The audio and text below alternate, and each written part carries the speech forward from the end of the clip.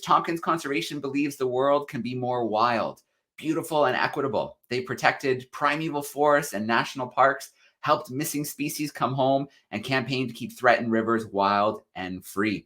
So rewilding is a really important, a key approach to conservation, with Rewilding Chile and Rewilding Argentina becoming independent offspring nonprofits, of which Tompkins Conservation is a strategic collaborator.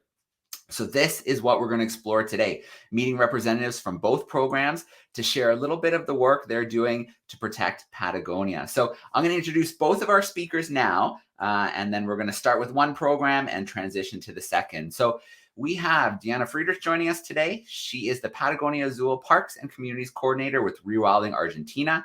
Diana is a naturalist and adventurer. She received a degree in nature conservation in South Africa that led her to work in several nature reserves in Zimbabwe, Kenya, and Tanzania. She worked as a field technician with Rewilding Argentina's projects to reintroduce giant anteaters and red and green macaws. So let's say a quick hi now. Let's bring her in.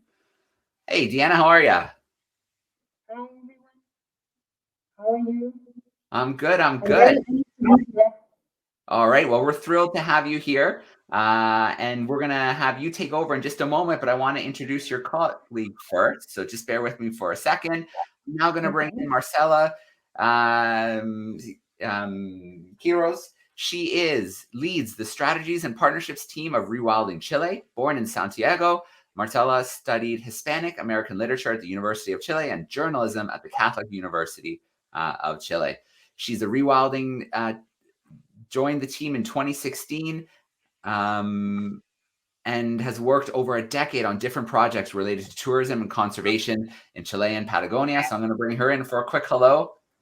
Hey, Marcela, how are you? Hi, nice to be here. Nice to see you, Joe. Hola, Diana. All right, very cool. So great to have you joining us live today. I'm going to tuck you backstage for a few minutes, but we're going to visit with you shortly. Diana, it's so great to have you with us today. Representing Rewilding Argentina. And yeah, if you're ready, we'll let you take over for a little bit. Thank you, Joe. Thank you for the nice introduction. Good morning, everyone. I feel very, very honored to be here with you representing Rewilding Argentina. So Diana, can I just pause you just for a second? The audio isn't coming through really great on the microphone right now. Are you using a headset? No, I'm not. I'll try with this one. Yeah, maybe try and plug in and see if we can get the microphone a little better. For whatever reason, it sounds almost like you're underwater. Can you hear me better now? Oh, wow. That is perfect. That is so good. Okay. Yeah. Great. So I'll start again. So I feel very, very honored to be here representing Rewilding Argentina and two of the great projects that this organization is carrying out in my home country. I am right now talking to you from southern South America in the region that they call Patagonia. I've been living here for a few years. They feel like a lifetime. And in the past 3 years, I've been coordinating the Patagonia Azul project at the Wild Coast in Camarones. I will talk about a bit of two projects from Rewilding Argentina, the Patagonia Azul project in the south, and then another one in the north that's called the Iberá Park. I'll start in the south, where in fact, we are working in the very area that Poppy was talking about yesterday in the very first presentation of this festival about the penguins. Way before we arrived, scientists like Poppy and organizations like the Global Penguin Society worked very hard and achieved that the UNESCO designated this area as a biosphere reserve. It's actually a very, very large biosphere reserve that is called Patagonia Azul, and it encompasses more than 3 million hectares on land and at the ocean. So we, as Rewilding Argentina, we work within that framework with the same name, Patagonia Azul, which means blue Patagonia. And we work on mainly laws that enhance the protection of biodiversity around here within the area, especially with threats like the fishing industry and bottom trawling, which affect this area very much. Then also restoring ecosystems that have been heavily affected by human activity through rewilding. and then also working with the community to very slowly transition towards a local and regenerative culture. We have recorded a video in case the Wi-Fi failed, which happens very often around here. So I'll leave you with that, which is mainly about the community actions that we do and how we work with the local economy.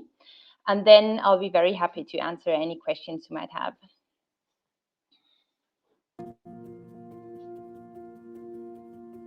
In Patagonia Azul, we are part of the community of Camarones. Camarones is a tiny and very isolated town right on the edge of the wild Atlantic Ocean in Patagonia.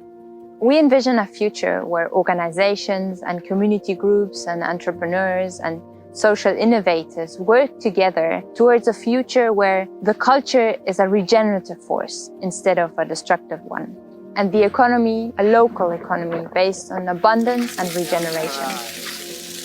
We also started creating more ways to connect to the ocean. Although Camarones sits right on the beach, many people don't have a good relationship with the ocean. So through the Ocean Club, we started teaching kids and even adults how to swim and to snorkel, and a whole new world opened up to them, the underwater world. We also started organizing beach cleanups with a local group that calls itself Friends of the Ocean in order to educate about just how much plastic floats around in our ocean and washes up to the beaches that seem so pristine and so untouched. And then we are also working on creating alternatives for the economy, a new economy that is based on a profound understanding of the functions and processes that sustain the life of ecosystems on this earth, based also on the understanding of our interconnection and interdependence. These alternatives include regenerative ocean farming and the production of local, organic, agroecological vegetables, and also regenerative grazing planning on the land that surrounds us here. We firmly believe that our collective narrative of who we are and what future we want affects the future that we create, and that the world as we know it is a result of how we relate to each other and to the natural processes and the ecosystems that surround us. We need them to be vibrant and functional and healthy and as diverse as they can be. Las granjas marinas regenerativas son sistemas productivos basados en el ecosistema. Se pueden cultivar tanto moluscos como algas y la idea es hacer un conjunto de sistemas donde todos los nutrientes que se generan con las heces de moluscos, por ejemplo, sean aprovechados por las algas. La principal función que tienen las granjas marinas regenerativas es establecer sistemas de cultivo que apunten a aprovechar los nutrientes disponibles al mismo tiempo que permiten secuestrar dióxido de carbono de la atmósfera, lo que contribuye a mitigar los efectos del cambio climático, como así también la disminución de la acidez de los océanos. Lo que se busca es fortalecer el ecosistema y beneficiarlo al mismo tiempo que se lo torna más productivo. La importancia que tienen las granjas justamente es que se está aprovechando el mar como un medio productivo sin afectar el ecosistema y generamos proteínas de muy alta calidad con contenidos grasos realmente bajos, y también tenemos por otro lado lo que son las proteínas derivadas de las algas que tienen aportes significativos de omega 3 que tiende a reforzar lo que es el sistema inmune. Las formas de cultivo son sistemas verticales tendidos en el mar y esencialmente consisten en cuerdas sintéticas que sostienen estructuras de cultivo que nos permiten tener conectados de alguna forma todo lo que son los moluscos. Uno de los casos más reconocidos de granjas marinas es la de Green Wave, que es un productor de pequeña escala en un primer momento y hoy en día tiene como principal objetivo fortalecer todo lo que es la agricultura regenerativa marina a lo largo del mundo, y ya cuenta con más de 100 proyectos encaminados.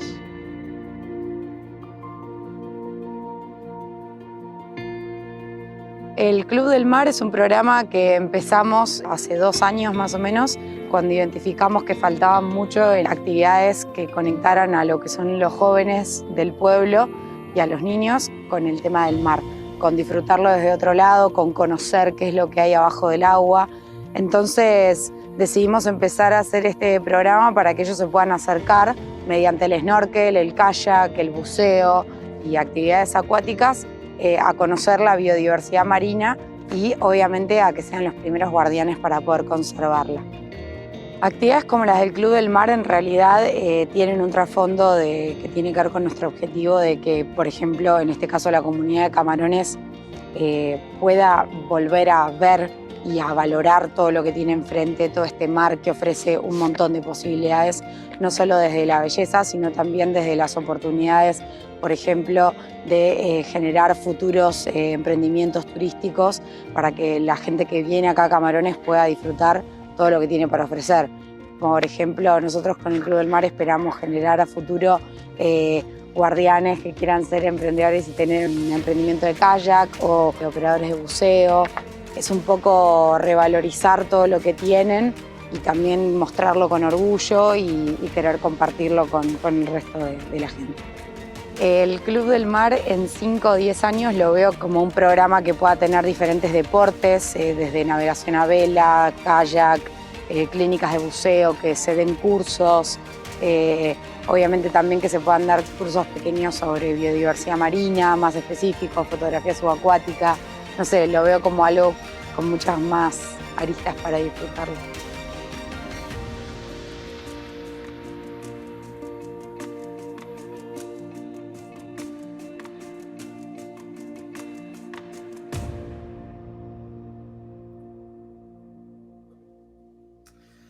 All right, very, very cool. As a diver for well over a decade, I am very biased to the ocean. I love seeing those images, seeing that protection work that's happening. And I do want to share a link here. I popped it up earlier in the video, but a link to the Instagram if people want to follow along, learn more about the project. And yeah, wow. Diana, do you manage to get out on the water often?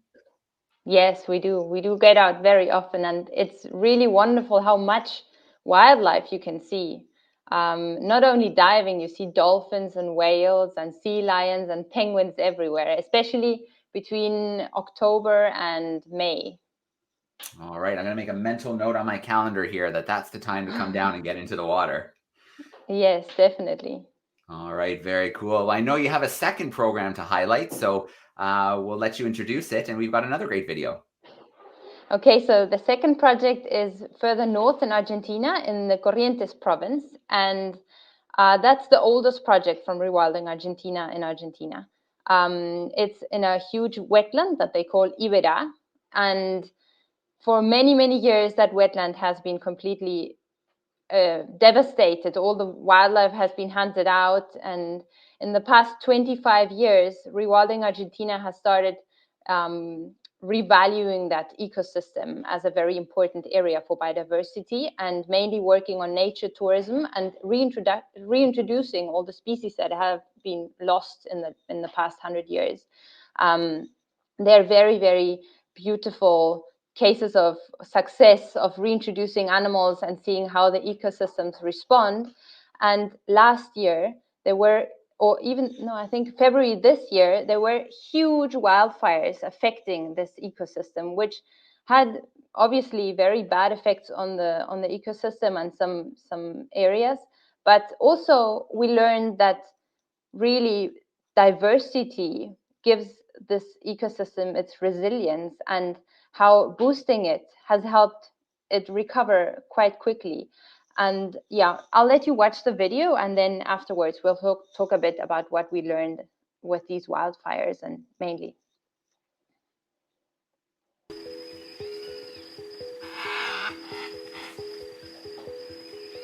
En el norte de Iberá trabajamos en la reintroducción del guacamayo rojo, el muitú, el pecarí de collar y el oso hormiguero gigante.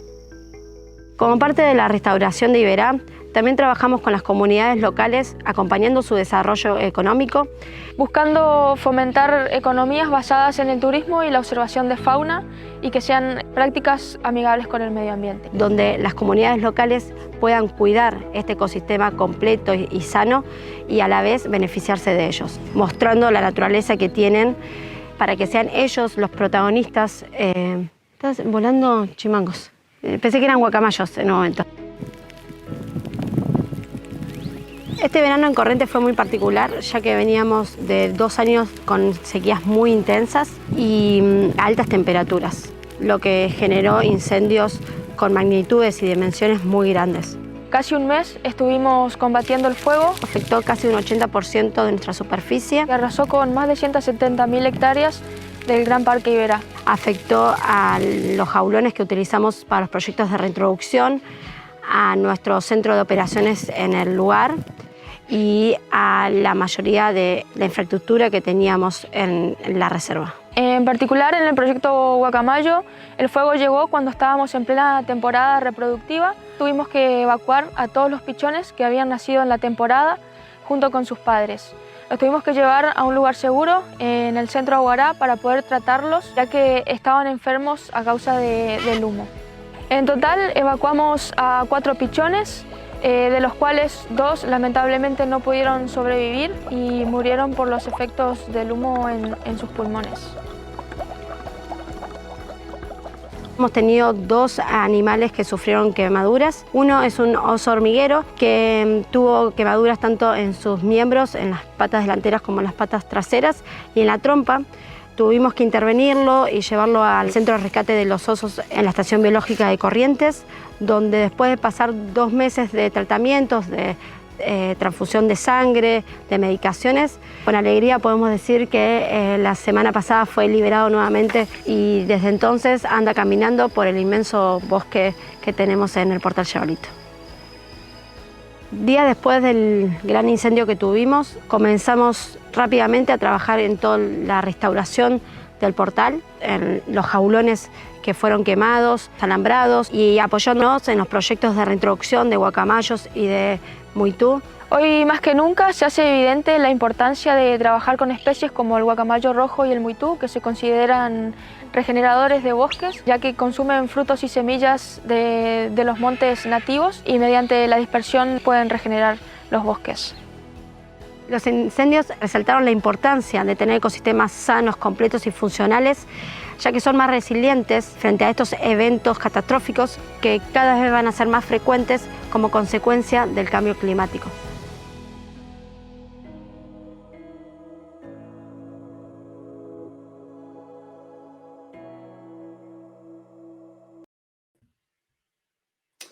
All right, let's bring you back in here, Deanna. I'm going to share a link here right now. I didn't want to share it during the presentation because I didn't want to cover the captions, but there's a link here to help donate and support that work. So I do want to make sure that we share that link out for people to see. Obviously, you want to visit to find out more and make those donations, because donations are so critical for the work that is being done. And it is great work. And I know that because there's people singing your praises in the chat right now, saying the work of Rewilding Argentina is fantastic, especially after the wildfires in January, how quickly you guys acted to protect the species there. So lots of praise coming in via the chat for these 2 amazing projects. Thank you so much. Yeah, it has been wild, the fires, but we got so much support from the community, and yeah, we feel very, very happy that many people have known about this area for so long, and now they were able to really help. What we've learned is that we need to restore the fencing of Iberá Park now, and we don't have to use wooden poles anymore, not only because we don't want to cut down trees to make fences, but also because they burn, and wildfires like these in this climate change era might be very usual now, and so we have to invent something else. And also that fences are very, very important because now domestic cattle is invading these parks, so that is very important, and that is why we need the support of the community. Absolutely. And then again, how important it is to have biodiversity, because biodiversity builds resilience and makes these ecosystems faster at recovering from these disasters. Yeah, absolutely. Couldn't have said it better myself. Resilient ecosystems, biodiverse ecosystems bounce back quicker. That's just the way it works. All right. Well, Deanna, I'm going to tuck you backstage temporarily while we bring your colleague in, and we're going to explore a different project, a different country, but we will see you again shortly. So thank you so much.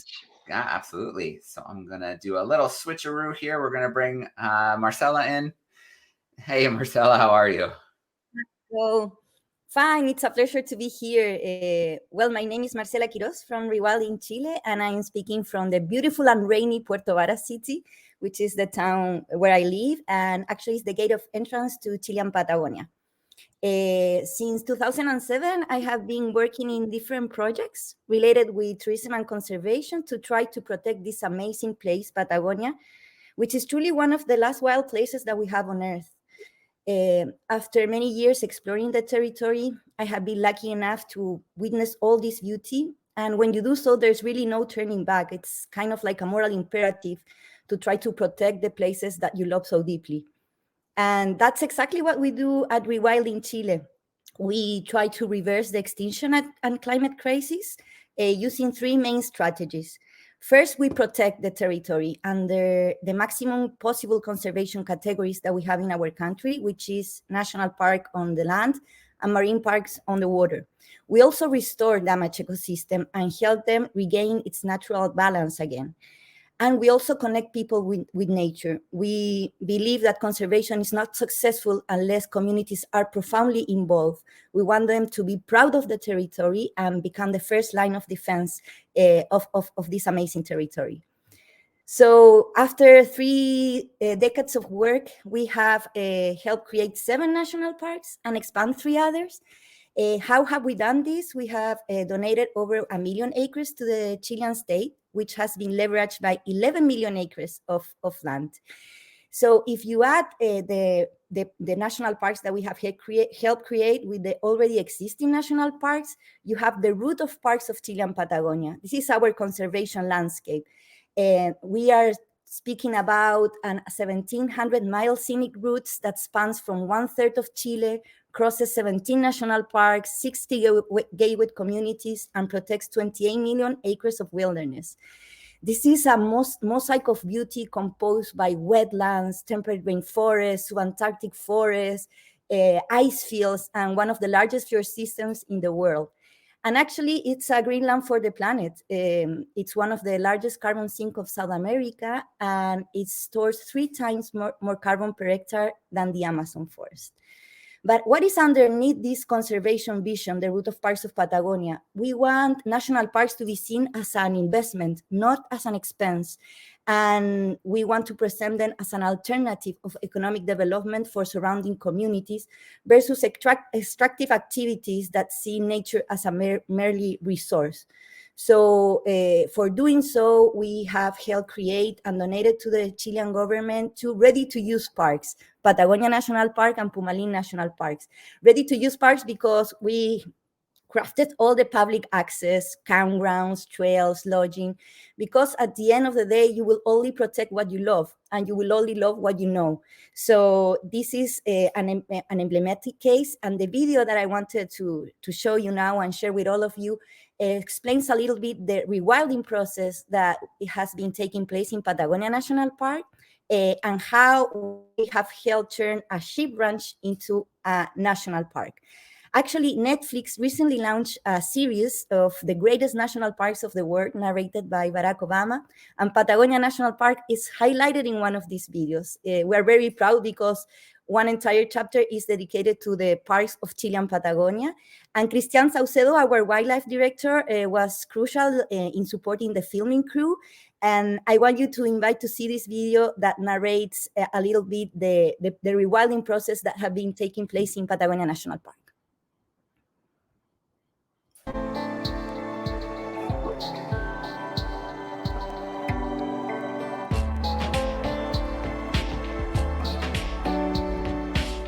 Mi nombre es Cristian Saucedo y he estado trabajando estos últimos 15 años en la zona del Parque Nacional Patagonia en el sur de Chile.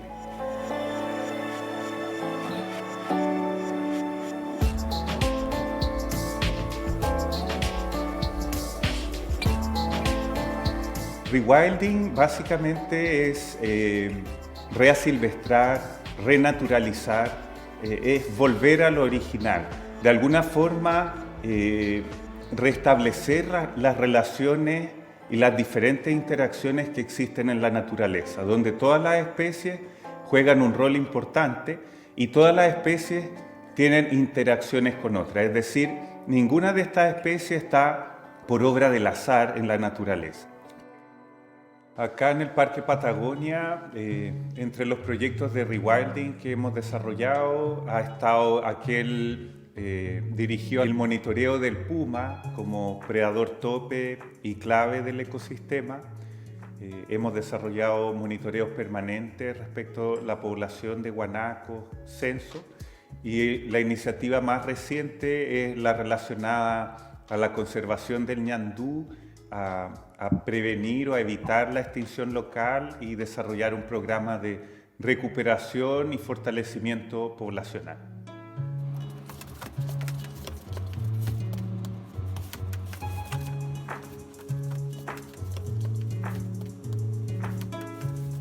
Ha sido muy emocionante el aprendizaje que hemos tenido con el trabajo del ñandú. Desde la primera vez que incubamos un huevo o vimos el nacimiento del primer charito, ha sido una emoción muy grande. De alguna forma sentimos que trabajamos con un pequeño dinosaurio, un dinosaurio viviente, esos tremendos huevos, esas patas de dinosaurio. Y la verdad no nos deja de emocionar en cada temporada reproductiva cuando vemos el primer huevo, el primer charito que nace. La verdad que nos llena de emoción, nos llena de esperanza de que cada uno de esos representa una oportunidad, una posibilidad de recuperación del ñandú, de avanzar con el rewilding acá en el Parque Nacional Patagonia.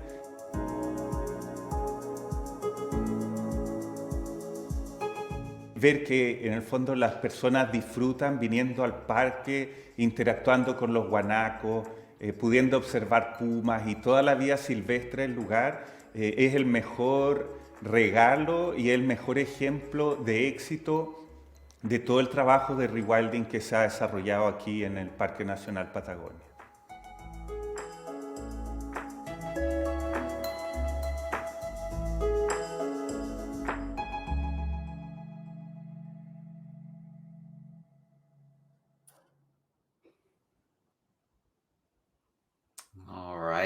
What a great clip. I'm just going to pop the video out here, and as we chat for a moment, I'm going to share a couple of links here. So I'm going to start with this one there. Yeah, what a cool clip. What an amazing project to be part of and to be featured on that Netflix documentary. I'm sure everybody's really excited. The whole team must be really excited. Yes, we're so proud to see the national parks showcasing in this visibility worldwide, and the images of the guanacos are amazing. Imagine that 15 years ago, if you have like a time capsule, this will be a sheep ranch with 30,000 sheep, degraded grasslands, and now you can see these guanacos running all over, ecosystem recovering. So it's actually a story of hope, of how if we work in collaboration, we can turn the clock in the other direction. Absolutely amazing. I'm going to pop my screen share back up because you sent so many great images through to me. So I want to make sure that we share some of these images while you're presenting as well. So I know you have another project to tell us about. So I'll let you take over for a little bit. Yes, thank you, Joe. In this rewilding work that we have been doing for almost 30 years, one of the main efforts have been to try to save the huemul deer out of the extinction. The huemul deer, it's an endemic and Patagonian deer, actually is the southernmost deer of the world, which plays a key ecological role in Patagonia. It's like the gardener of the forest.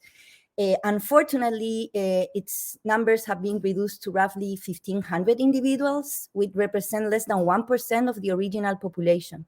So really the clock is ticking for this emblematic species, which is actually really related with the Chilean and Patagonian identity. It's highlighted in our coat of arms. So losing these species, as you know, in any extinction case, it's more than losing the species itself. Huemul currently lives in very fragmented populations, and dispersed in pockets on the territory of the root of parks and also in Argentina.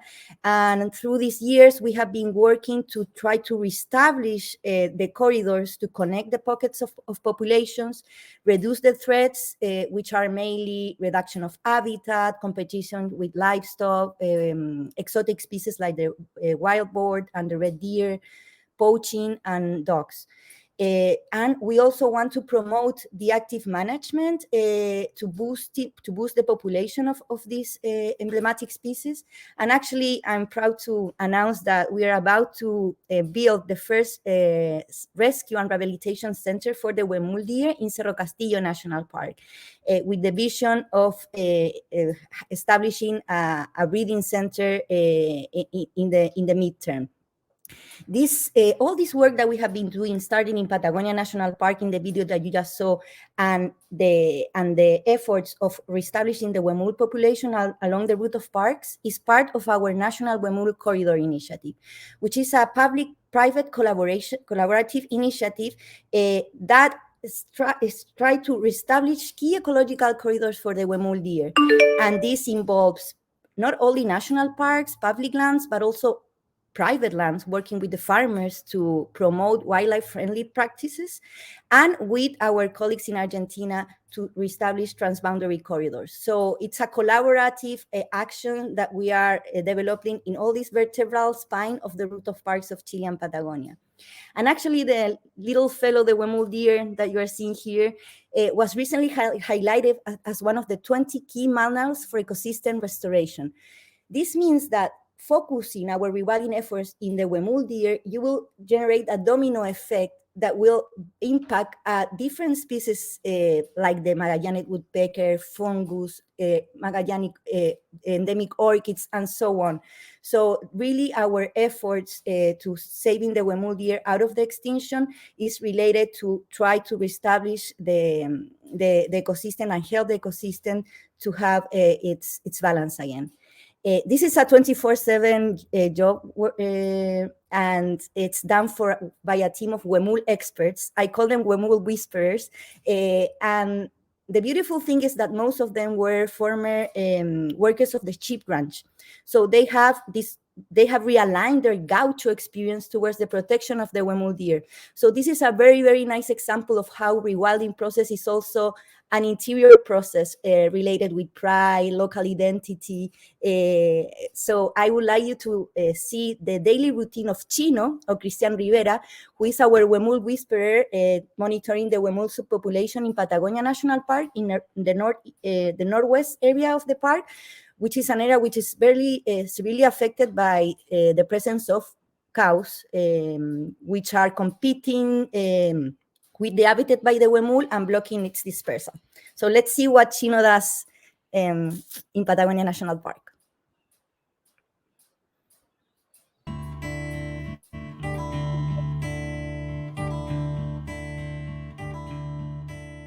Mi nombre es Cristian Rivera y trabajo en el Parque Patagonia desde el 2006 más o menos, en monitoreo de huemules.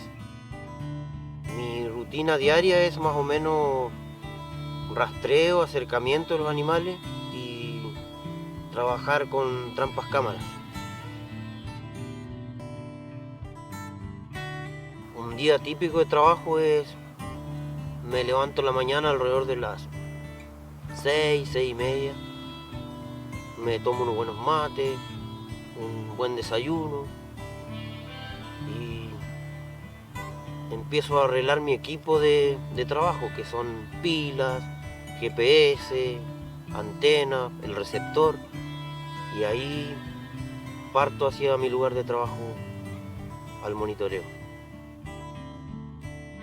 Yo siento que vivir en medio de la naturaleza es estar tranquilo, más que nada, y aprender cosas de la misma naturaleza, de los animales, de todos los animales que uno está monitoreando en el lugar. Encontrarme con los huemules me produce emoción, alegría, y de poder monitorearlos, sacarles fotos y de saber más que nada cómo viven, cómo es la especie. Antes trabajaba en ganadería, trabajaba en otras cosas totalmente distintas a fauna y a la vida silvestre. La fauna más que nada que permanezca en el lugar para mantener el ecosistema, para mantener las especies que están en extinción y las que se están cada vez perdiendo.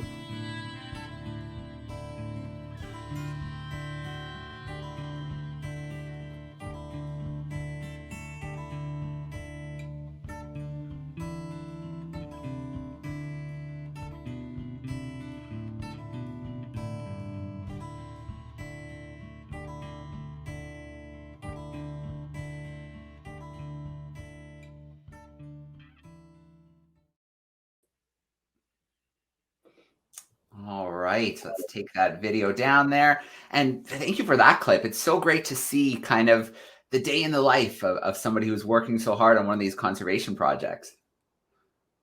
Yes, it's a 24/7 job. The threats does not stop, and the job for trying to save the wemul out of extinction, it's you know, it's very important for us and for the world. Absolutely. Every species we lose is something that we can't get back. Every species matters. Every species plays a role in their ecosystem. We can't play games taking pieces in and out. Exactly, and also it's very important for the cultural identity. So we lose a part of ourselves when we lose one species. I think that's very important to highlight as well. All right, let's bring Deanna back in here for a moment. Hey, Deanna. Two amazing organizations, offspring of Tompkins Conservation, and it's awesome to see two programs flourishing into two independent organizations, both doing incredible work in Patagonia and protecting one of the most beautiful places on the planet. I think you both agree with me. Absolutely amazing. And you know, one thing that was coming in through the chat was volunteers. Are there volunteer opportunities with the organizations? Yes, here in Patagonia Sul, we are looking for volunteers. And also, I know in Iberá Park, there's a very old volunteer program where there are many more different opportunities for any person who wants to join.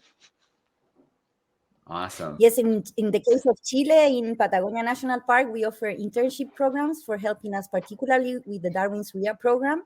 And we are going to open a volunteer program for Cerro Castillo, where we are going to start building the Wemul Rescue and Rehabilitation Center. So we are going to keep you posted. We need more hands in the territory.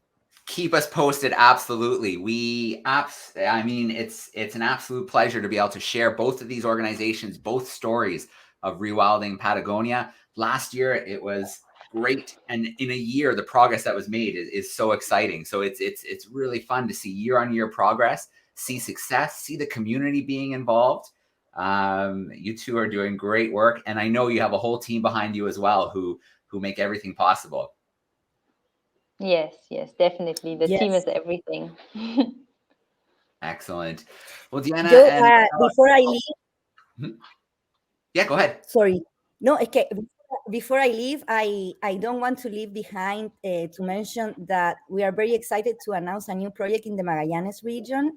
We are working for create new national parks down there because we are working not to only to consolidate the legacy of Douglas and Christine Tompkins, but also to expand it. So we have some new parks on the pipeline in the Magallanes region, and we are hoping to create national parks on land and marine parks on the water. So we are going to expand the protection of Patagonia, and that's what we wanted to share with you as well. All right, very cool. Thank you for sharing that with us. It's always great to hear about more space being set aside for parks. That is just absolutely great news.